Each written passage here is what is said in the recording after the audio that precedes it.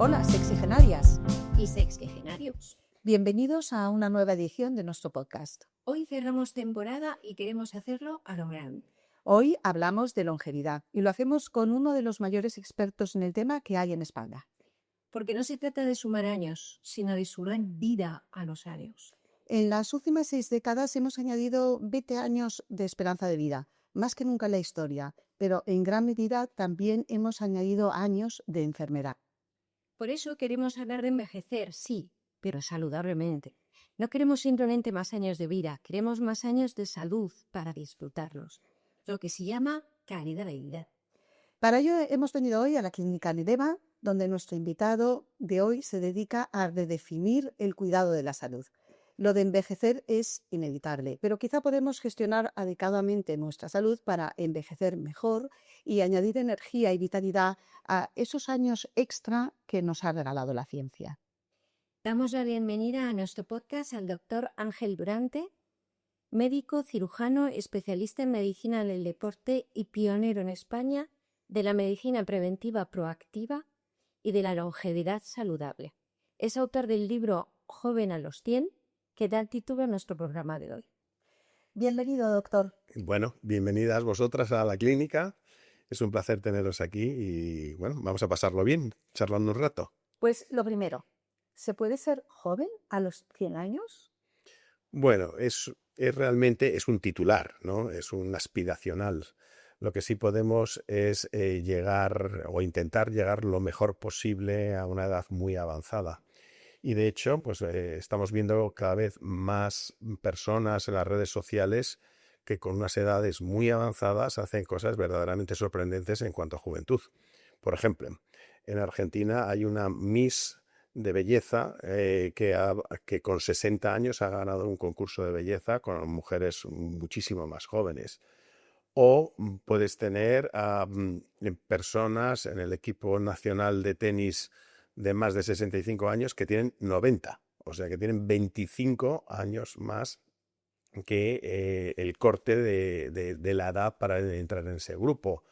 O puedes ver a una señora canadiense que empezó a entrenar a los 70 y la ves la foto a los 70 y la ves a los 78 y es que no das crédito del cuerpo que ha adquirido y de la fortaleza que ha adquirido. O sea, lo que te quiero decir es que claro que puedes rejuvenecer tu fenotipo, tu funcionalidad como si tuvieras 20, 30 años menos.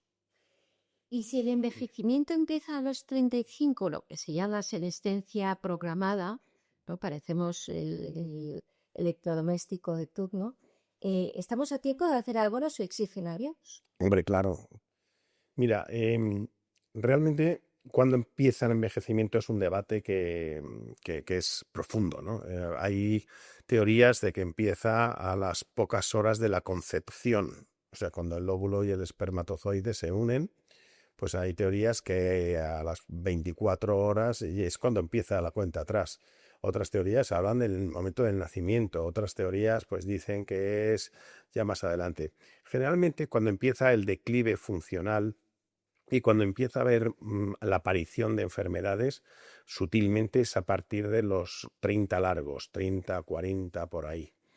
Y, y ahí hay un punto que se ha visto en un artículo de un autor que se llama Schneider, que ha visto que por estudios ómicos a los 44 se ve un momento de aceleración del envejecimiento.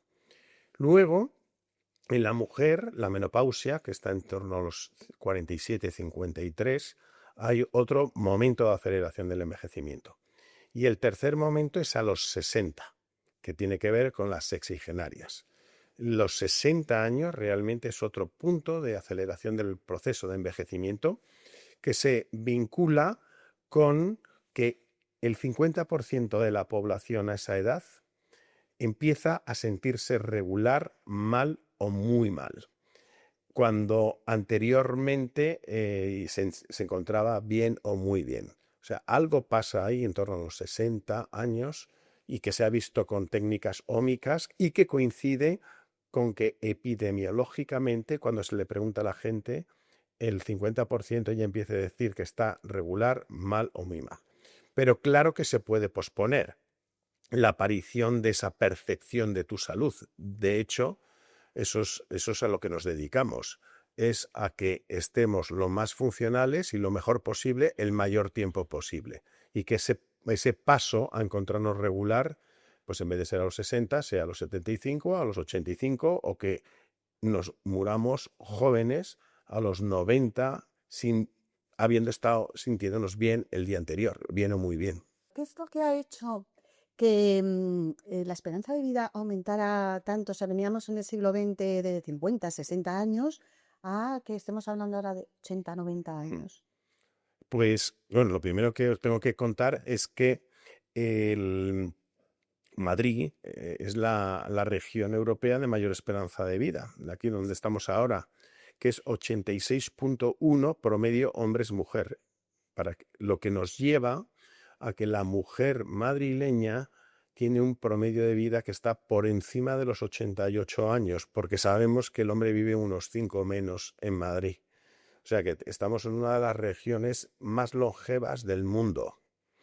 Hay otra en Finlandia, otra en Italia, que es Trento, y otra muy buena en España, que es la Comunidad de Navarra, a nivel europeo. A nivel mundial, por regiones, ahora no lo recuerdo, pero creo que Madrid sigue estando, si no es la primera, es la segunda, ¿eh? O sea, no os creáis. En Japón, además, ahora tienen un serio problema de soledad y tienen otro tipo de problemas. La soledad no debe ayudar mucho. No, en absoluto. De hecho, la soledad y el aislamiento se está conformando como una de las nuevas marcas del envejecimiento. Pero me he ido por las nubes porque Sí, me has ¿qué es preguntado. lo que ha hecho que digamos este salto? Sí. Bueno, pues a lo largo del siglo XX, yo lo primero y más importante diría que es la higiene pública. Esto es la gestión del agua pública, ¿no?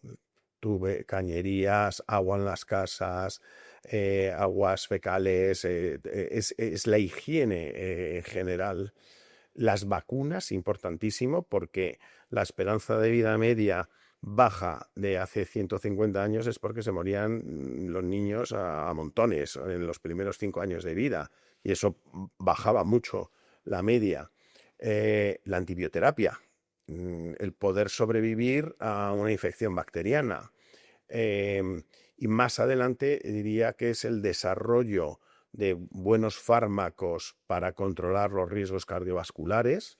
Lo digo en alto ahora porque, en mi opinión, las estatinas, que es un fármaco que baja el colesterol,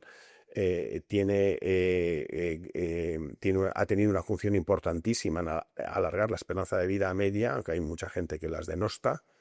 Y bueno, y siguen apareciendo fármacos y tratamientos cada vez más avanzados. La anestesia es otra de los aspectos muy importantes, porque eso nos ha permitido poder ser operados, porque sin anestesia no se podía operar a mucha gente. O sea que antibióticos, vacunas, anestesia, fármacos, higiene pública, todo eso es lo que ha hecho que pasemos de una esperanza de vida media de 40 y tantos, 50 a 80 y tantos. Y eso ha pasado en todo el mundo, ¿eh? No os creáis que solo ha pasado en los países desarrollados europeos y Estados Unidos. Eso ha pasado hasta en África. Lo que pasa es que han pasado de los 30 y tantos a los 60 o los 60 y tantos. Están muriéndose con la edad que nos moríamos aquí hace 70 años. Dime una cosa, Afe. Tú empezaste como médico deportivo. Sí. ¿Cómo te llevó? ¿Cuál fue tu proceso para llegar a los temas de longevidad? Pues la medicina del deporte, yo hice la primera promoción en España, o me formé en esa primera promoción. Es un abordaje integral de la salud de una persona que quiere estar perfecta. O sea, un deportista tiene que estar en su máximo potencial biológico. Entonces es una rama de la medicina preciosa que tiene que ver con la nutrición, que tiene que ver con el ejercicio físico, el entrenamiento, mediciones de la condición física, de la composición corporal, suplementos nutricionales. Pues es una medicina de sanos y para que estén mucho más sanos. A medida que yo fui envejeciendo, mis pacientes y mis deportistas también iban envejeciendo y entonces, pues claro, uno se planteaba, pues oye, esto no quiere decir que ellos dejen de hacer todo lo que estaban haciendo, probablemente tengan que seguir haciéndolo. Pero es que además, en la década de los 90, las ciencias de la actividad física y el deporte, la investigación del impacto que tiene el movimiento, la actividad física y el deporte sobre la salud en general y sobre la prevención, crece de forma exponencial y se llega a ese concepto de que no existe una sola pastilla que aporte todos los beneficios que puede aportar el ejercicio físico. O sea que no es comparable con ningún otro tipo de acción. Y se va afianzando en el cáncer, en la enfermedad cardiovascular, en la demencia, en la osteoporosis, en todas las enfermedades. Entonces, yo arranco en un posicionamiento muy bueno, que es que conozco bien toda la ciencia que hay relacionada con la actividad física y el deporte para dar el salto a este tipo de medicina. Y de hecho, cuando empecé a ir a Estados Unidos a formarme en la medicina del proceso del envejecimiento o del envejecimiento saludable, básicamente hacían lo mismo que yo había hecho toda la vida con los deportistas, nada más que con gente más mayor. Así que dije, qué interesante esto, aportando algo nuevo, eso sí. En el deporte, en la medicina del deporte no estábamos tanto en prevenir enfermedades. Aquí sí, aquí ya profundizamos más en la prevención porque ya empezamos a ver gente de más de 40 años. Cuando estás en el deportista puro, pues estás en gente muy joven que está en alto rendimiento. Por ejemplo, un futbolista profesional se jubilaba con 30 años y ahora a los 40 todavía están dando guerra. En parte es por los avances en la ciencia de la actividad física y el deporte, porque se les cuida mejor. Hombre, también hay que reconocer que antes los futbolistas fumaban, muchos de ellos. Y ahora pues llevan unos programas de alimentación y de control espectaculares. Tienen este tipo de cámaras de hiperbáricas, hipoxia intermitente lo tienen en sus casas, en neveras de crioterapia, en fin, o sea, los avances que ha habido son impresionantes. Y eso hace que efectivamente tengas futbolistas profesionales o deportistas de otros deportes rindiendo en la década de los 40, rindiendo muchísimo. De igual manera, tienes a deportistas amateur con 60 años y con estos que os estoy diciendo que te corren una maratón en menos de 3 horas, con 60 y tantos años. ¿Es esta prevención de las enfermedades de que hablas la principal diferencia entre esta medicina de la longevidad y la medicina más convencional? Normalmente la sanidad la hemos entendido siempre como el abordaje del sujeto enfermo, ya enfermo. Entonces, aunque si bien hace mucho que hablamos de medicina preventiva o de la prevención, uno va al médico cuando se encuentra mal. Ya hace años pues que hay chequeos de empresa donde te miden la tensión, la glucosa, el colesterol, se empieza a hacer algo de medicina preventiva. Y en algunas especialidades, por ejemplo, la boca. O sea, es muy normal hacer una visita al dentista una vez al año. Pero fíjate que eso no está cubierto en el Sistema Nacional de Salud. Eso lo haces por tu cuenta. Y la mamografía está empezando a ser, pero las revisiones ginecológicas, efectivamente, os las habéis hecho toda la vida por vuestra cuenta. No habéis ido al centro de salud. En el centro de salud no hay una unidad de revisión ginecológica. Vas al hospital, a la unidad de ginecología, cuando estás enferma, cuando algo no va bien, pero no vas a hacerte una revisión ginecológica al hospital que te toque. Entonces, estoy abundando en esta diferencia. La diferencia es la medicina reactiva, la medicina del enfermo. Por eso hablamos del Sistema Nacional de Salud, pero lógicamente habría que llamarlo el Sistema Nacional de Enfermedad.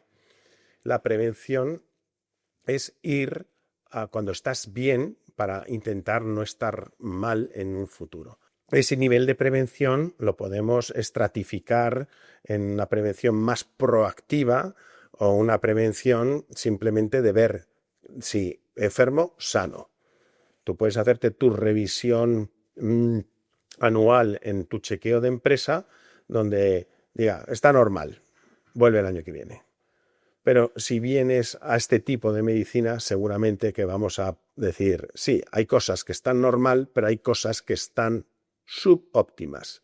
Por eso también, que pueden mejorar. efectivamente, que están en el camino de hacer la enfermedad. Están caminando hacia la enfermedad. Porque la enfermedad no se produce de un día para otro. Tú no eres hipertensa hoy y ayer eras normotensa. Tú no eres diabética hoy y ayer eras normoglucémica. Tú no tienes una enfermedad cardíaca hoy y ayer no. Por lo general, esas enfermedades crónicas no transmisibles, que son las enfermedades que se producen con el paso del tiempo, con el proceso de envejecimiento, se van gestando a lo largo de años, incluso décadas. Y puedes ir viendo por dónde se van cocinando y actuar a tiempo para que la aparición del síntoma o el cruce de lo que se considera el umbral de enfermedad llegue 5, 10, 15 o 20 años más tarde. Qué obvio y qué poco hemos pensado en ella, ¿no? De todas maneras, yo sí que estoy notando que hay un cambio en la medicina convencional. Yo no sé en el resto de España, pero por ejemplo en Madrid yo he recibido en los últimos meses para medicina preventiva para pruebas de cáncer de colon, de función renal y mamografías, por ejemplo. Eso yo no lo había recibido nunca. O sea que esto sí que es la medicina convencional caminando en esta dirección. Efectivamente. Entonces, porque es un imperativo que no hay otro remedio, hay que hacerlo. Estamos envejeciendo y la sociedad no soporta un montón de gente mayor enferma. Tiene que llegar a estar bien para que no gasten los recursos de los que realmente se están poniendo enfermos. Entonces, la inversión en la prevención tiene un retorno muy bueno, casi de 4 veces más. Lo que te gastes en prevenir una enfermedad va a hacer que en el futuro te ahorres 4 veces más. Y entonces, pues se va decidiendo qué patologías son las que tienen mayor poder de ser vistas y abordadas de forma preventiva.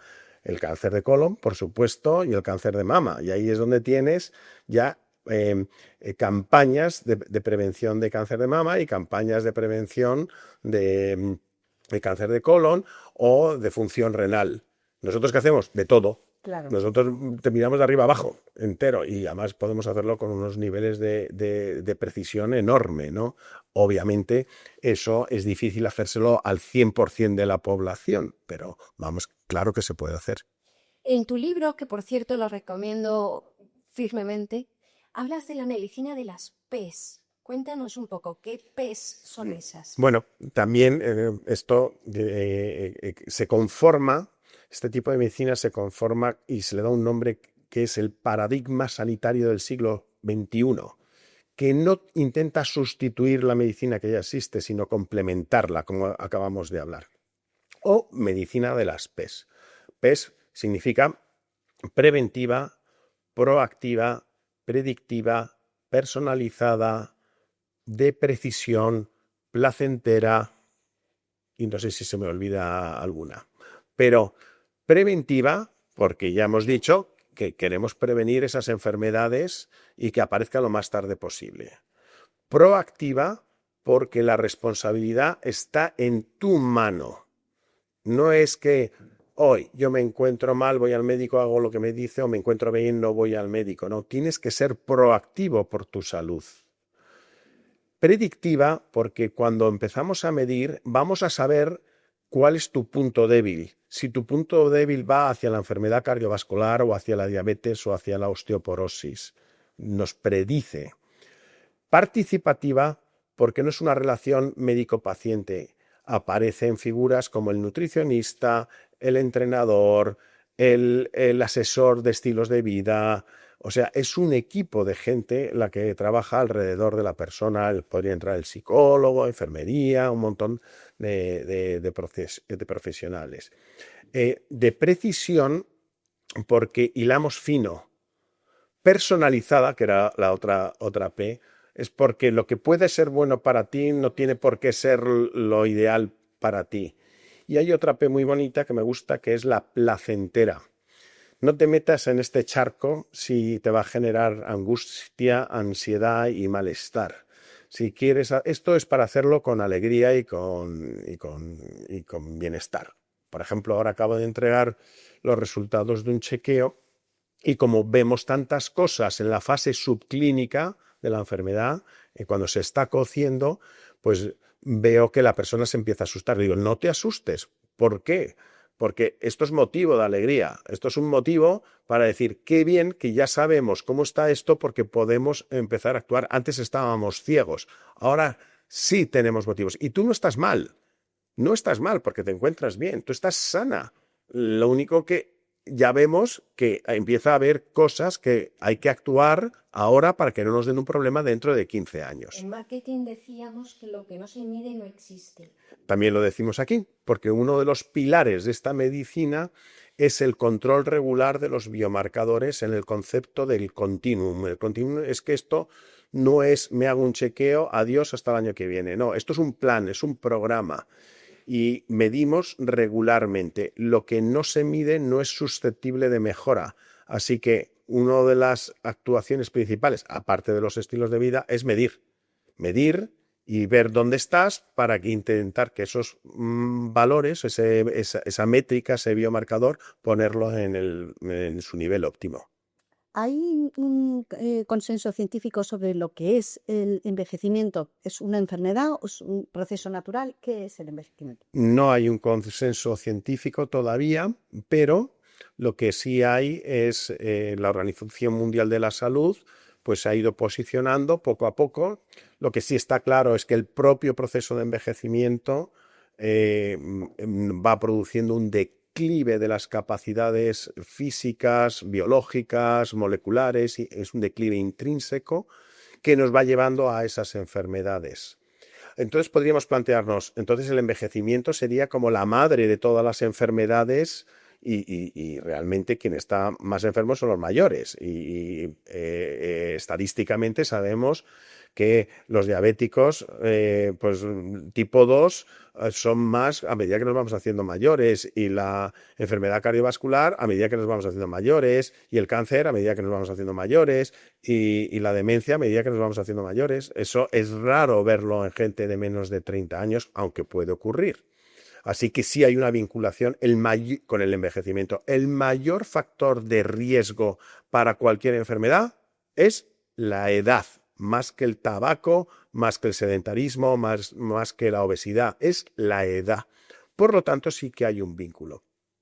Entonces, la Organización Mundial de la Salud ya empezó a plantearse si denominar al envejecimiento como una enfermedad. Y esto genera pues un debate filosófico-ético, porque entonces es como nacemos para enfermar y envejecer. Pues la verdad es que es lo que pasa.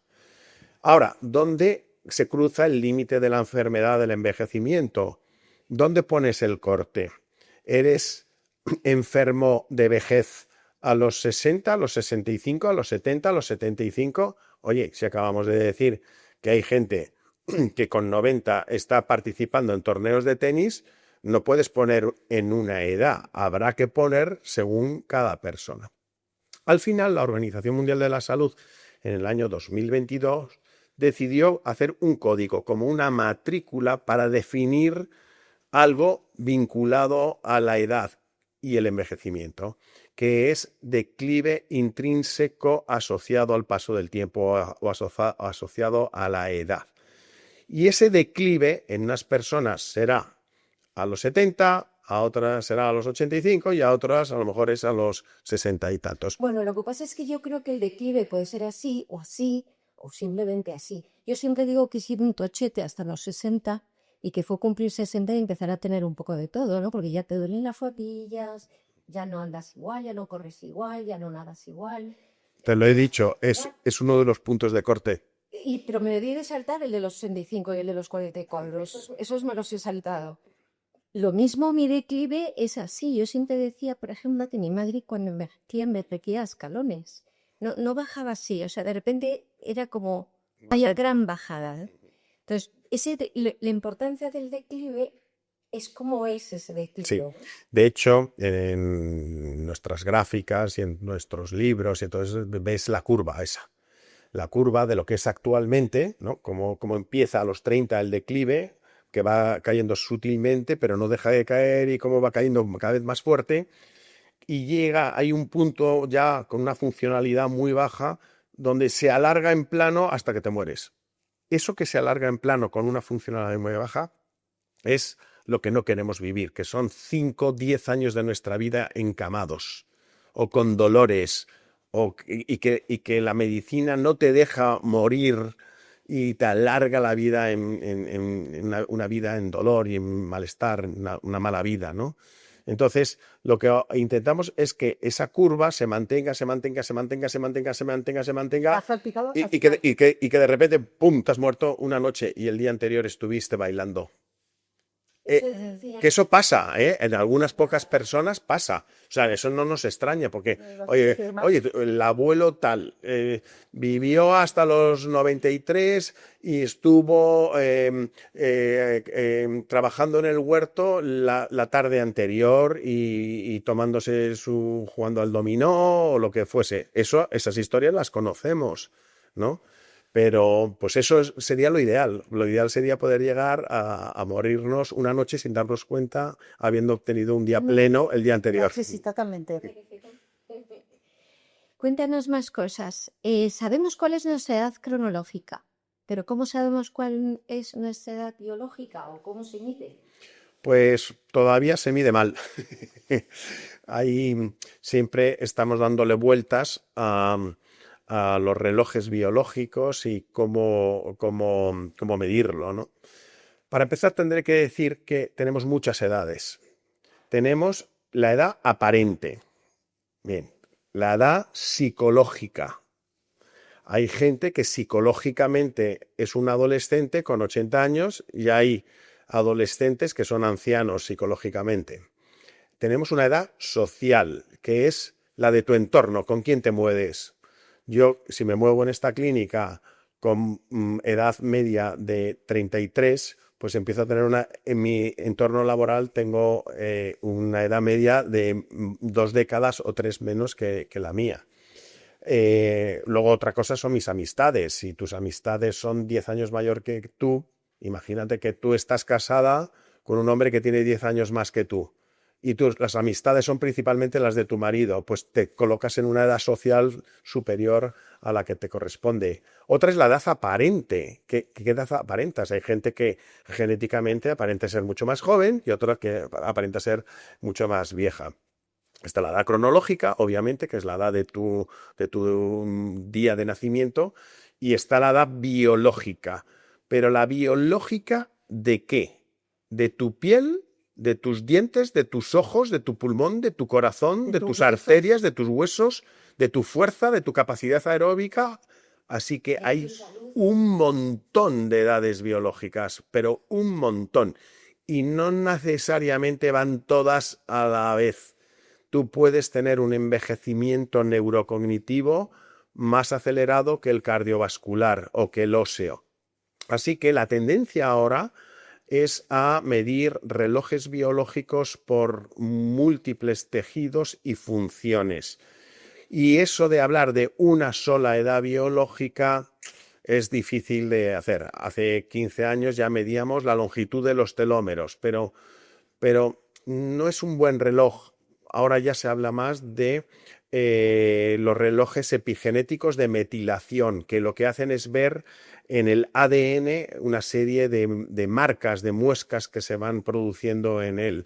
Bueno, pero es que hemos visto que el ADN de las células del pulmón envejece a distinta velocidad que las células del sistema inmunológico, que las del corazón. Y como, claro, si lo que hacemos es sacar sangre y ver los relojes epigenéticos de metilación de los glóbulos blancos, eso es el sistema inmune, pero eso no tiene por qué ser el corazón igual o las neuronas igual. Así que, y ahora se están intentando depurar un poquito más los relojes. Es muy difícil manejarlos en el ámbito clínico. Pero de todos esos marcadores y relojes genéticos que hay, ¿cuáles son a los que tú prestas especial atención? Bueno, a ver, de relojes ya te digo que todavía no están. O sea, todavía no están. Yo hago uno de ellos que es sencillo, que es un cálculo matemático utilizando 9 biomarcadores de un análisis convencional donde está, por ejemplo, el tamaño de los glóbulos rojos, donde está la albúmina, donde está la creatinina, donde está la proteína C reactiva, que los investigadores han visto que se vinculan esos marcadores con el proceso de envejecimiento. Por ejemplo, no está el colesterol entre esos 9. Y aplicando un cálculo matemático te da la edad biológica de los 9 marcadores sanguíneos. Es de eso. Y eso yo se lo mido a todos mis pacientes en todos sus análisis. Esto es sensible cuando la edad biológica de los 9 marcadores pasa por encima de tu edad cronológica. Pero mientras esté por debajo, da igual que esté -5 o -10. No es tan relevante y su evolución no es tan relevante. De hecho, La alarma es si pasa por encima. exacto. En el momento que pase por arriba, y si se mantiene por arriba, ya tenemos que empezar a buscar que algo está pasando y esto sí es sensible, ese tipo de reloj. Dime una cosa, ¿cuánto pesa nuestra genética en nuestra calidad de vida y en nuestro envejecimiento? Pues depende de en qué momento de la vida, ¿no? Bueno, a ver si me explico mejor. La genética en nuestra longevidad, en la longevidad normal, en la promedio, no pesa mucho. Siempre se ha hablado del 25-30%. El resto es tu interacción con el medio ambiente, que se le llama el ambioma versus el genoma. Pero ya hay estudios más modernos que dicen que incluso menos, que serían menos del 10%, que esa interacción con el medio ambiente, el cómo trates tú a tu cuerpo o a tu vida, o cómo la vida te trate a ti, que no es lo mismo, porque tú te puedes querer cuidar mucho, pero si estás en un entorno de estrés que no depende de ti, o vives rodeado de contaminación, o campos magnéticos, guerra, miedo, vas a envejecer más rápido y no es tu culpa. Ahora, si tú decides drogarte, intoxicarte, comer mal, pues entonces eso sí depende de ti. Así que la ambioma tiene dos facetas, la que te viene impuesta de alguna manera y la que depende de ti puramente. Y luego está la parte del genoma. Bueno, pues los últimos estudios hablan de no más del 10% el genoma. Pero dicho esto, si queremos hablar de longevidad extrema, esas personas que viven más de 100 años normalmente sí tienen genes geroprotectores, porque hay genes que protegen del envejecimiento y hay gerogenes, hay genes que te envejecen. Entonces, lo que sí se ve es que, curiosamente, todos los centenarios, en los estudios en los centenarios y en los supracentenarios, es gente que tiene buena genética. Esos no llegan ahí, incluso muchos de ellos han llegado fumando y bebiendo. Entonces dices, se hacía mal estilo de vida. ¿Cómo es posible que...? Porque tenía los genes. Por eso os decía que depende de quién es. O sea, sí hay genes de la longevidad. Y de hecho, en uno de los últimos artículos magistrales de los que escribe Carlos López Otín, de hace menos de un mes o hace un mes, habla de la evolución de este área del conocimiento tan apasionante de la medicina, y es un artículo que su título es de la gerociencia, de la investigación en los laboratorios, en las moscas, gusanos, ratones, tejidos, células, a la geromedicina de precisión.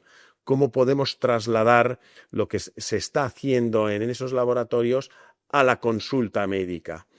Y ahí él promueve o propone que la base va a estar en la activación de los genes gerosupresores y la inhibición o supresión de los gerogenes. O sea que vamos a tener que ir a trabajar ahí a nivel genético.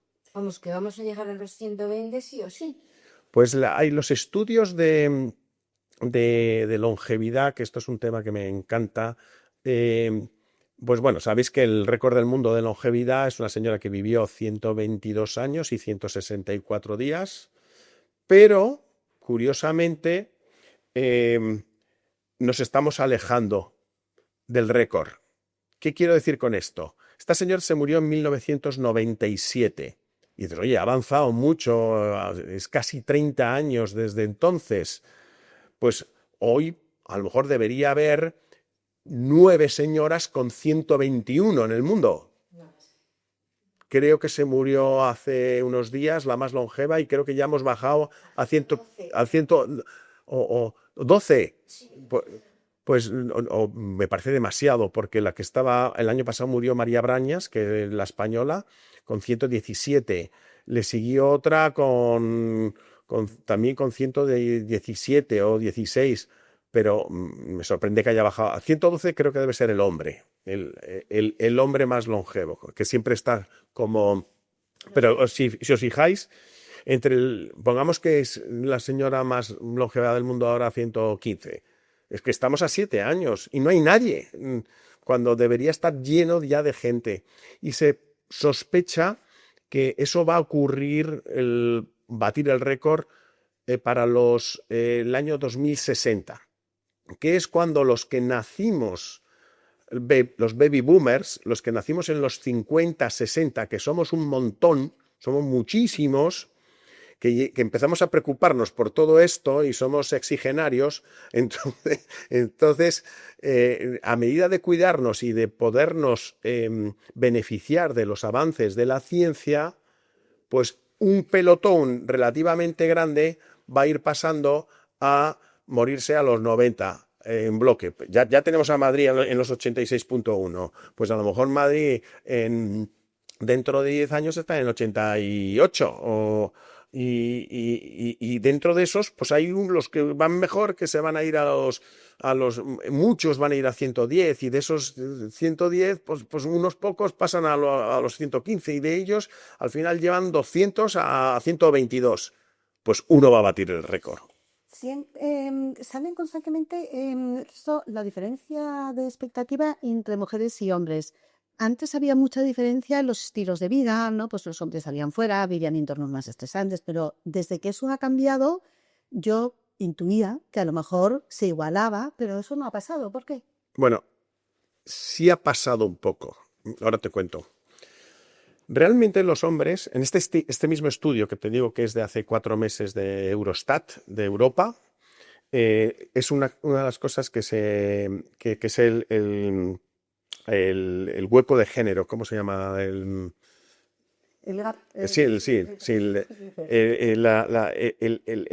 género marca unos 5 años más o menos en promedio en toda Europa, la Unión Europea, no en Europa, en la Unión Europea. Sin embargo, hay países como Holanda donde es un año. Solo. Lo que quiere decir que ya estamos empezando a ver que un acercamiento de la longevidad promedio. Siempre se ha atribuido la menor longevidad del hombre con esa vida más susceptible a morir de muerte violenta. Accidentes de moto laborales, y también a adoptar estilos de vida menos saludables, el tabaco, el alcohol, todo esto de la virilidad que se vincula con una vida más arriesgada, ¿no? Pero biológicamente también se habla de si el cromosoma XX, o sea, el segundo X, hay una protección. Hormonalmente, la función protectora de los estrógenos en la mujer frente al hombre. O sea, hay cuestiones hormonales, hay cuestiones genéticas y hay cuestiones sociales que pueden justificar esa diferencia. Pero ese dato que ha salido en el estudio de longevidad de la Unión Europea, en donde ya hay países donde la diferencia es tan solo de un año, es muy interesante y muy revelador. Porque a lo mejor, Si los hombres adoptáramos estilos de vida más parecidos a los de las mujeres, no asumiendo todos esos riesgos, pues nuestra esperanza de vida se puede ir uniendo. O también puede ser que las mujeres han ido adoptando estilos de vida de los hombres y se va recortando su esperanza de vida. De hecho, en poblaciones avanzadas ya se ha visto reversión de la esperanza de vida. No en todos los grupos poblacionales se vive más. Hay grupos poblacionales donde se vive menos. La mujer norteamericana de clases más deprimidas vive menos que sus abuelas, porque tienen peores estilos de vida en cuanto a nutrición y tabaquismo y tienen un estrés que antes no lo tenían. Y un acceso regular A la sanidad, a la claro. sanidad. Pero eso tampoco la tenía la abuela. Lo que se está viendo es que la nieta vive menos que la abuela. ¿Recomiendas para la longevidad el ejercicio físico? ¿Por qué es tan importante el ejercicio físico para alargar la... Pues es la principal pastilla.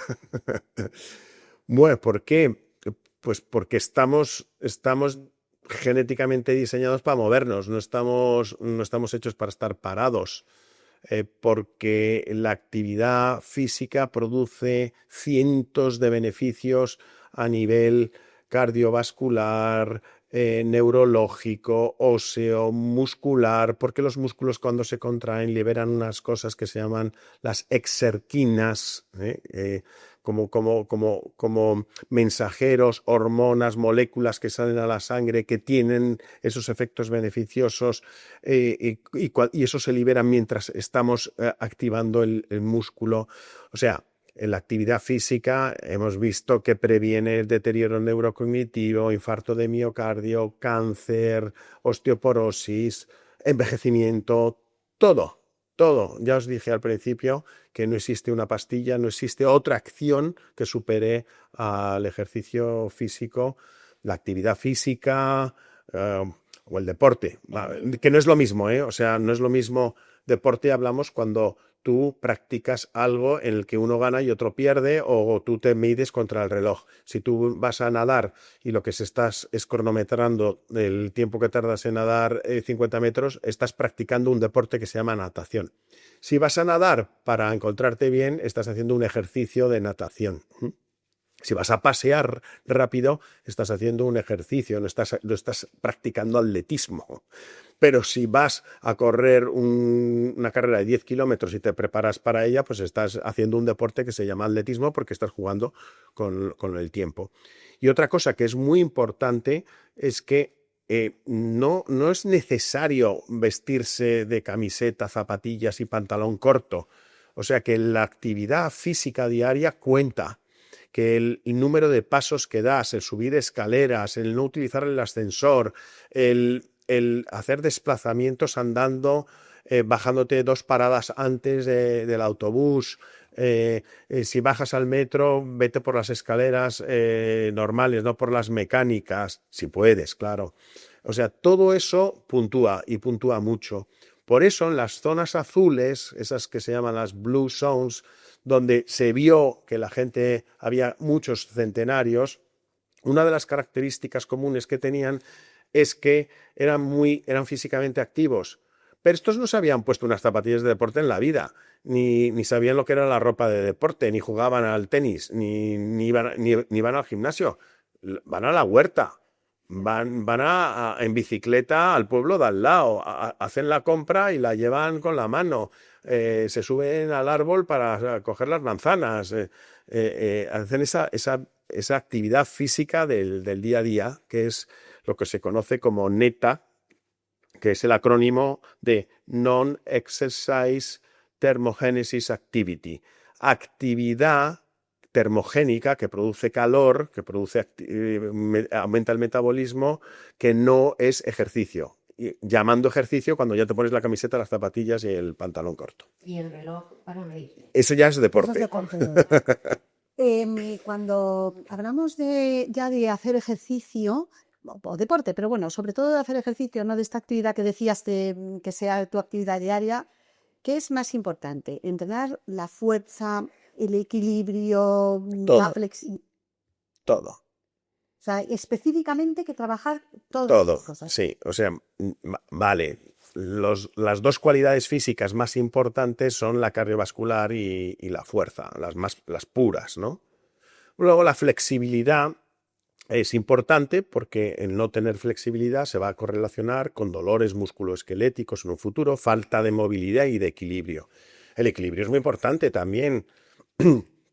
O sea, en realidad lo es todo. De hecho, nosotros lo medimos todo. Hacemos test de fuerza, test de cardiovascular, test de equilibrio, test de flexibilidad, test de potencia. Intentamos medir todas las cualidades físicas. Pero sí, yo sé por dónde va tu pregunta. Si a mí me preguntas de todo eso, ¿qué es lo más importante? Yo te diría que es la fuerza. La fuerza. O sea, el no tener pérdida de masa muscular y sarcopenia, específicamente dirigido hacia la longevidad saludable. ¿Por qué? A ver, porque lo cardiovascular lo vas a poder mantener si no te quedas postrado en un sillón o en una silla de ruedas, porque al final andas, te mueves un poquito con esto que te decía, pero la fuerza sí hay que trabajarla más, ¿eh? Porque si no te obligas a levantar un peso o a moverlo X número de veces, dejas de hacerlo. O sea, ¿Pierdes masa muscular? pierdes masa muscular y pierdes fuerza. Que están correlacionadas, pero, o sea, pero lo importante es la fuerza, no perder la fuerza. Después del ejercicio físico, quizás lo más importante, obviamente, es la alimentación. Después del ejercicio físico, bueno, en todos esos pilares yo te pondría por delante el estado de ánimo, la actitud ante la vida, sí. O sea, todos son importantes, ¿no? Pero yo creo que una actitud positiva ante la vida y tener paz interior, intentar controlar el estrés, la sociabilidad en la relación pues, con tu entorno, con tu familia, con tus amigos, con la gente de tu barrio, de tu pueblo, eso es muy importante. Y la alimentación, por supuesto que también lo es. Pero vamos, si tú eres una persona que eres físicamente activa, que eres feliz, cuando os hablo es la actitud, eres básicamente feliz, aunque comas un poco peor, no tiene tanta importancia. Y esto me hace pensar... Me acabas de solucionar la vida, porque yo soy una golosa PDP. Pero eres feliz. Soy terriblemente feliz. Pues mira qué bien. Pues me alegro mucho. Pero en tu libro dedicas esto una parte a analizar esta de la parte de la salud emocional Sí. y de la importancia que no es tan fácil, porque aquí hablamos de, bueno, pues intentar mantener relaciones saludables y sanas, emocionales, todo eso. Hay una parte que no es tan controlable, como por ejemplo pues, un proceso de depresión o algo así. O sea, esto de nuevo aquí también entraría, es decir, hay una parte que tienes que hacerla de la mano de Profesionales. porque no Sin todo duda. es tan controlable. Pero dentro de lo que sí que podemos mantener nosotros, tus consejos serían, pues eso, mantener muchas relaciones sociales, mantenerte activo. Una cosa, por ejemplo, que yo noto en mi entorno, las personas que yo veo envejecer más, son aquellas que no tienen ningún propósito vital. O sea, no encuentran ninguna razón, da igual que se queden en la cama, porque nadie les espera. ¿Es eso importante? Muchísimo, muchísimo. De hecho, es algo de lo que yo reflexiono a menudo sobre mí mismo, ¿no? Y voy a cumplir 62 años, hay una edad de jubilación que a mí me tocará a los 67 y digo, pero ¿yo qué voy a hacer jubilándome? Ni loco, o sea, yo admiro a mis profesores, pues, Pedro Guillén, 86 años, ahí le tienes con la cabeza perfecta, dando entrevistas. Leí una entrevista suya en La Vanguardia de esta semana sobre envejecimiento y nos vemos con cierta regularidad. Arturo Fernández Cruz, otro de 86, que el lunes se trae a un premio Nobel a la Real Academia de la Lengua. Son mis ídolos. El filósofo Medina. Sí, Pues sí, también, literatos, o sea, te vas dando cuenta que claro que hay que tener un propósito, el ikigai ese de los japoneses, ¿no? Eh, Entiendo efectivamente que la jubilación no es lo mismo en un trabajo de tipo intelectual que en un trabajo físico, ¿no? O en un trabajo rutinario y feo que en un trabajo apasionante. Uno Eh, vocacional, O claro, donde puedes alargarlo todo lo que quieras. claro, pero te puedes buscar tu nuevo objetivo, o sea, tú te puedes jubilar, Propósito se puede buscar. claro, te puedes buscar. Anoche cenaba con unos amigos. Él venía del mundo del económico, era broker y se jubilan muy jóvenes. Muchos de estos se jubilan a los 50 y tantos y está feliz. ¿Por qué? Porque decía, tengo clases de inglés, de restauración de muebles, voy al gimnasio, mantengo mi casa, tiene un propósito, le gusta viajar, tiene posibilidades económicas para viajar, pues hay propósito. No hay trabajo, pero hay propósito. O sea que claro que hay que tenerlo. en eso que hablábamos de la alimentación, hay muchísima confusión porque hay tantas cosas y se dicen tantas cosas que uno no sabe bien a qué atenerse. Realmente para ti, ¿cuál es la forma de comer mejor para tener una mejor envejecimiento? Pues efectivamente, con respecto a la alimentación, no hay una recomendación que sea válida para el 100% de la población. Hay gente que come poco y se encuentra muy bien, y hay gente que come mucho y se encuentra muy bien. Bueno, con el tema de la cantidad sabemos que menos calorías, mayor salud y mayor longevidad. Diría dos cosas.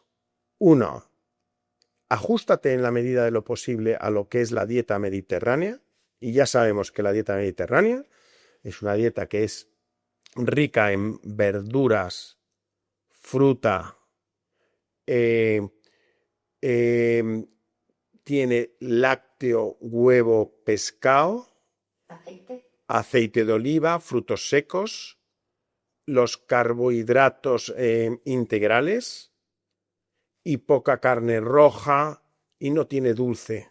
Si te fijas, no hay bollería, ni dulce, ni este tipo de cosas. Esa sería la primera. Intenta cumplir en el mayor grado posible la dieta mediterránea. Y segundo, evita los alimentos procesados y ultraprocesados. ¿Qué son? Son aquellos alimentos que tú no te podrías obtener de la naturaleza. Entonces, come lo real. ¿Y qué es eso? Pues muy fácil. Si tú vas a la pescadería, ahí tienes el pescado, tienes la lubina, cómete la lubina. ¿Cuál es la otra opción? Comprarte una lata que dentro tiene el pescado. Bueno, eso ya está procesado. Pues, ¿cuál de las dos? El pescado que le estás viendo, el que vas a cocinarlo. Y de la misma manera vas a la carnicería y es la diferencia entre el embutido y la pieza de carne que te vas a comer. O si te compras el bote de judías ya precocinadas o las haces tú. Y por supuesto le estoy hablando del ketchup, la mayonesa y los hipersabores, ¿eh? Entonces procura comer lo más posible comida real, comida que sabes de dónde ha salido. El tomate, que lo ves, la fruta, que la ves. ¿Qué opinas de meditaciones de estas últimamente es muy de moda, tipo los Ozempic y los... Pues mi opinión es bastante positiva. Yo ya sé que ahí está muy de moda, se habla mucho de los efectos secundarios, pero la realidad, y de hecho el evento que va a haber el lunes en la Real Academia de la Lengua es que viene Hans Jules, el descubridor de este tipo de fármacos, ¿no?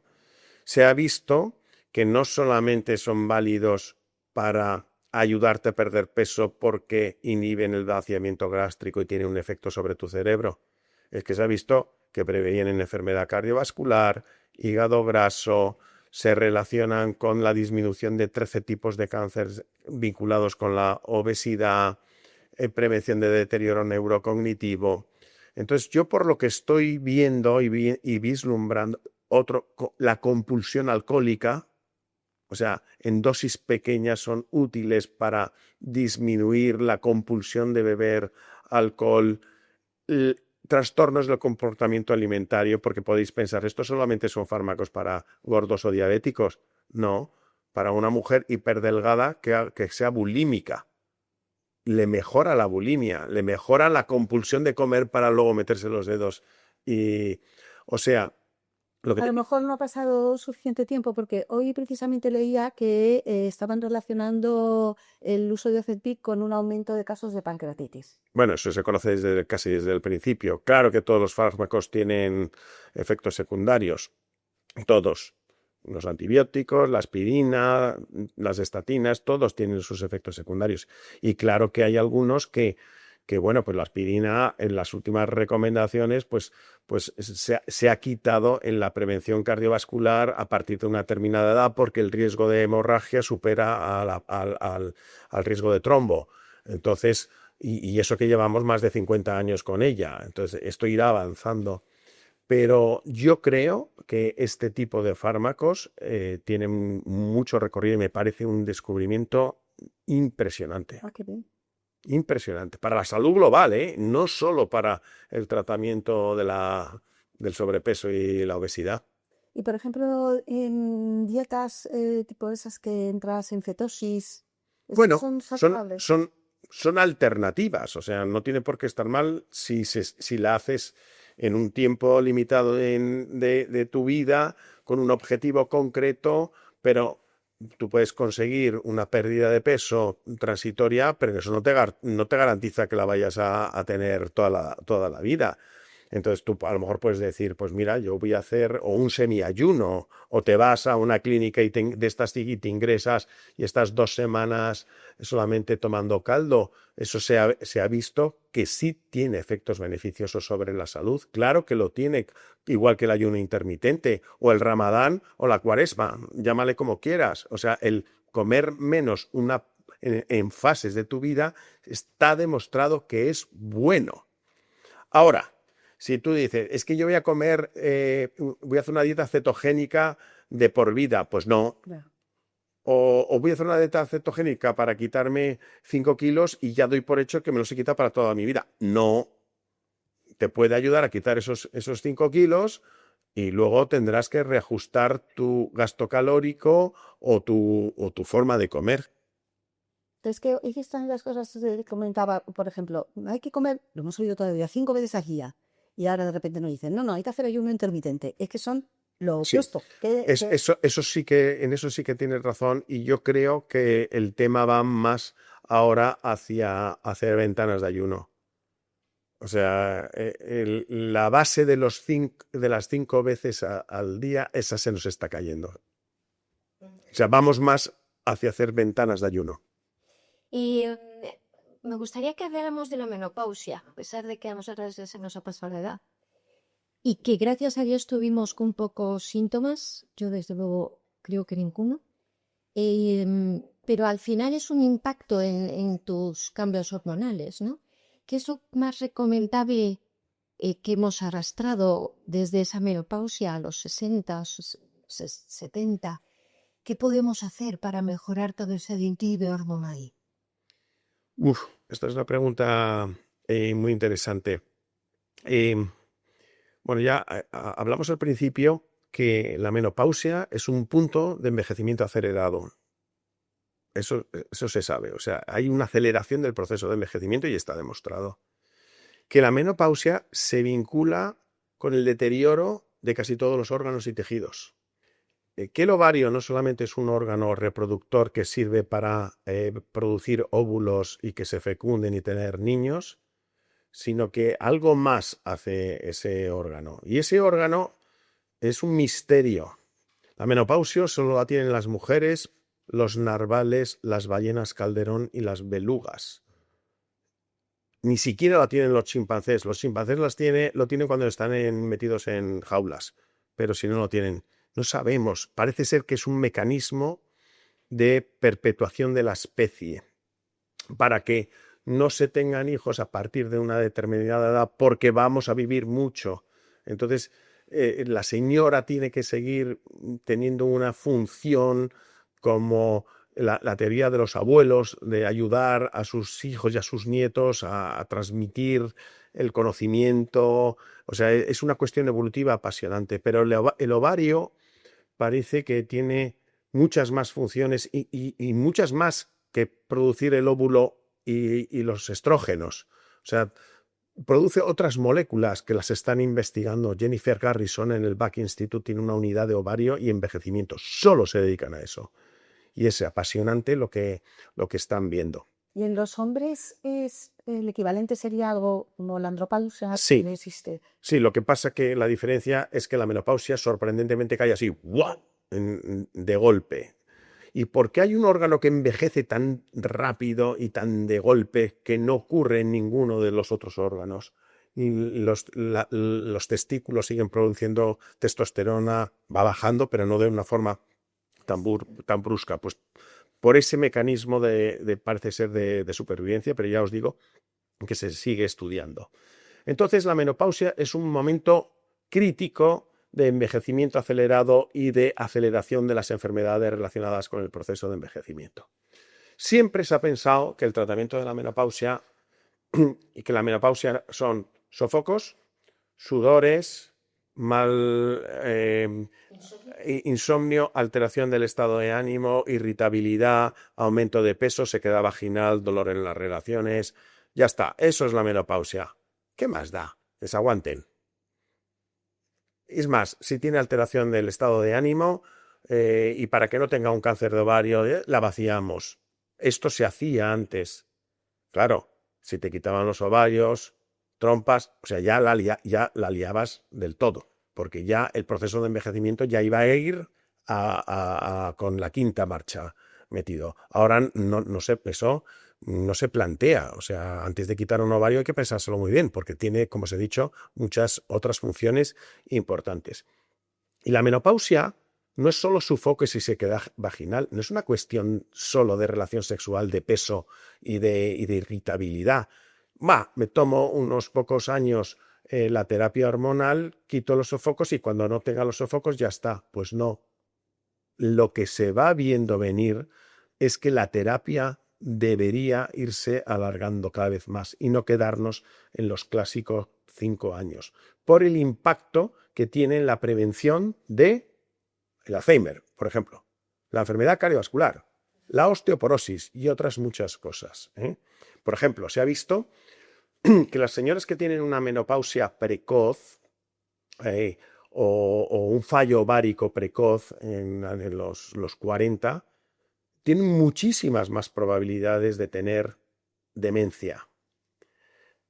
Si no se tratan con hormonas, más que si se tratan con hormonas. Y si se tratan con hormonas, se igualan a las que tuvieron la menopausia a los 50.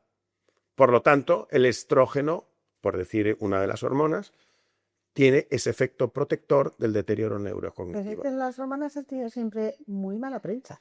Porque salió un estudio en el año 2002, que es el Women's Health Initiative, que saltó la alarma en un estudio que comparaba a las señoras de más de 60 años de media, más de 10 años después de la menopausia, tratadas con estrógenos conjugados equinos, hormonas de yeguas embarazadas y acetato de medroxiprogesterona, una molécula no natural, y tenían algo más de incidencia de cáncer de mama y de tromboembolismo. Cuando el estudio se hizo bien, cuando se vio bien, dice, es que tenían más cáncer de mama porque eran obesas. Pues que tenían 60 y tantos años. Es que eran fumadoras. Y cuando empezabas a limpiar y hacer el estudio bien, el resultado salió al revés. Las que usaban incluso esas hormonas, que no eran las saludables, tenían menos. Incluso se llegó a hacer un estudio de seguimiento del grupo de todas esas señoras, las que siguieron tratándose porque dijeron que no iban a dejar de usar las hormonas, y las que pararon. ¿Qué pasó al cabo de muchos años? Que vivieron más las que siguieron tomando las hormonas. Vivieron más y mejor. Y ahora recientemente ha habido estudios en Canadá de señoras que han seguido hasta los 80 años utilizando terapia hormonal. Y últimamente ha habido varios estudios sobre el impacto en mujeres que lo han prolongado a lo largo de la década de los 60 años hasta los 70 años. Y no parece que las cosas vayan mal, siempre que lo hagan de forma controlada. Lo que pasa es que todavía hay poca evidencia para esto. De hecho, la Asociación Española para el Estudio de la Menopausia ha sacado un documento muy interesante hace 2 años, que es una tabla semafórica donde tú pones la edad de la señora, si es virgen para el tratamiento de hormona o no, si tiene algún tipo de cáncer o enfermedad tromboembólica o enfermedad cardiovascular, y se puede empezar incluso hay cierta evidencia de que a lo mejor en algún caso se pueda utilizar alguna terapia hormonal tipo tópica o vaginal que puede venirle bien. O sea que no está totalmente excluido. En este estudio es sorprendente porque se analiza hasta para señoras de más de 70 años. O sea, tienes la posibilidad de ver si se pudiera hacer algo en una señora de más de 70. Hemos tenido un montón contigo, Ángel, muchísimas gracias, pero la pregunta es, ¿tú crees que esto se puede revertir? ¿Podríamos llegar a rejuvenecer? La medicina del proceso de envejecimiento o de la medicina va por oleadas. La primera es la de los años 90, anti-aging cosmético. Tenemos que aparentar ser jóvenes, que me parece muy bien. Te haces tu botox o tu lifting o lo que quieras, ¿no? O te tiñes el pelo o te pones pelo y fenómeno. Luego empieza la medicina de la prevención, la que yo hago. ¿Y qué es lo que viene? Lo que viene efectivamente es actuar sobre ese proceso de envejecimiento, esos gerogenes o genes gerosupresores, y es aquí donde hay varias circunstancias que están ocurriendo. Recursos económicos ilimitados. Estamos viendo cómo se está invirtiendo millones y millones en el estudio del envejecimiento y de su reversión.